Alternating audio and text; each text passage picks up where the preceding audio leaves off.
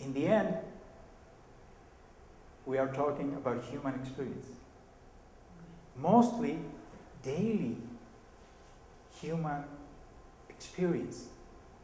And somehow, through these writings, we feel this connection with that person, with that child, with that woman.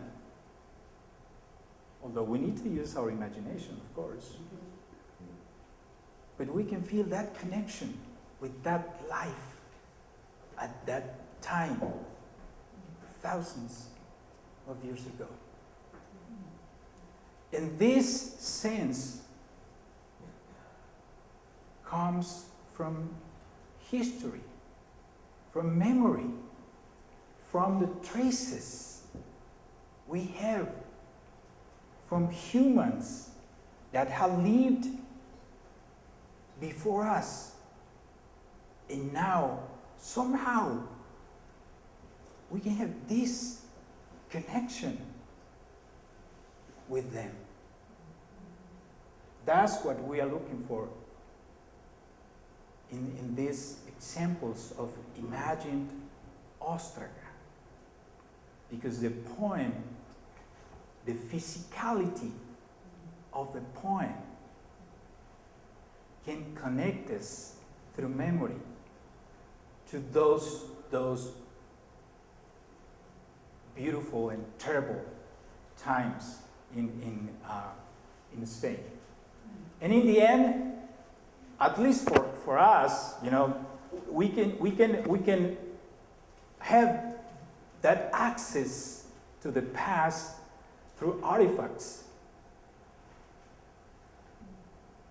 But through language is for us, for writers, for poets, for translators, is where we feel this impact of life on the other side of the poem.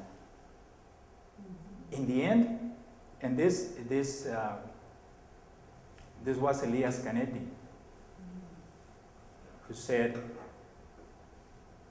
"It is through the books that we reach the real books, the human beings on the other side." Thank you very much.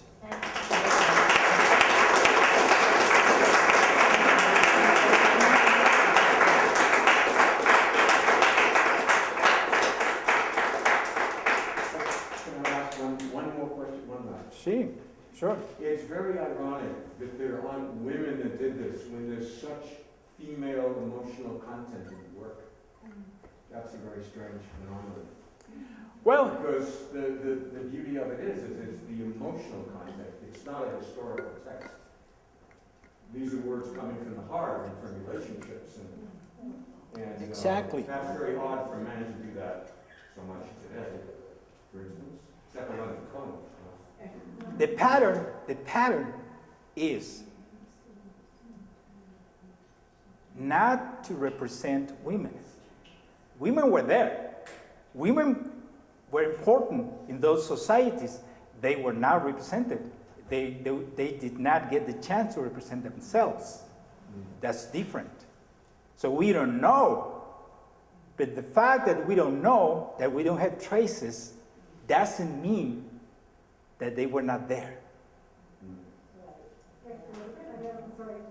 If you said the time periods that the Óstraca were used in, I missed it. And at what point did they sort of fall out of use in papyrus or parchment or something? Yeah, it seems that from the 30th century BCE, 30th? I would say through, if we have to find a final date, I would say the fall of the Roman Empire. Yeah. So when you were talking about the 12th or 13th century, that was BCE? Exactly. Okay.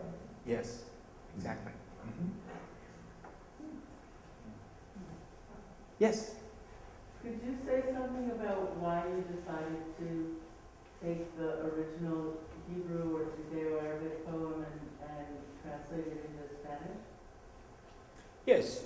So what you have here is the original poem in Hebrew, the translation into English, and then one from the English, a version in Spanish. And a small fragment from the Hebrew written down on the Óstraca. That's what we have. I think, personally, for me, Hebrew poetry from this period is something exceptional in the history of humanity. I don't know, I'm fascinated, I'm astounded by this poetry. I think that's the main reason. And through the Óstraca, I think we were looking for ways to connect to poetry. And the physicality in the letters and the clay were that entrance to the poem. Yes. Yeah, you. Yeah. I've heard it before, but I'm not quite sure how Arabic poetry influenced Hebrew Spanish poetry.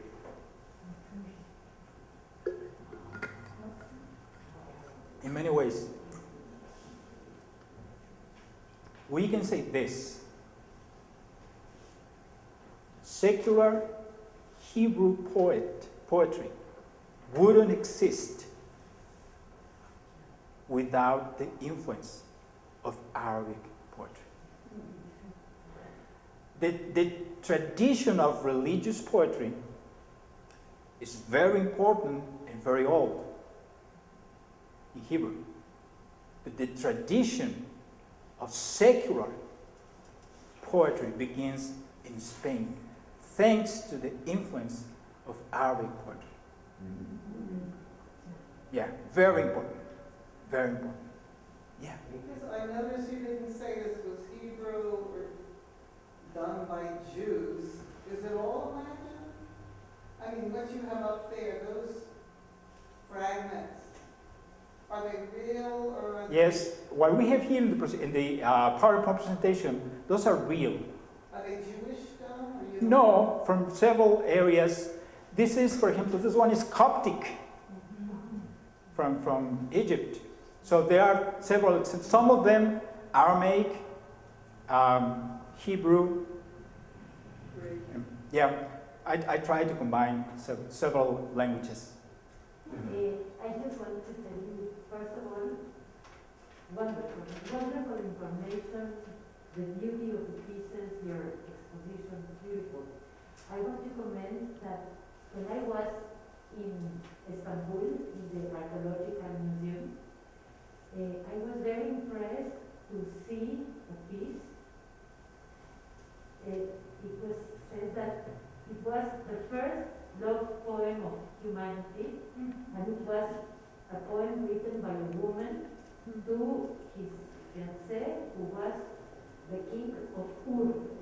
And it was in such a strange writing. It was found, I don't remember where, and visually it's so similar to the Óstraca. Great. You need to give me that information to look for that poem. Okay? Thank you. Okay, thank you very much. Enjoy the exhibition.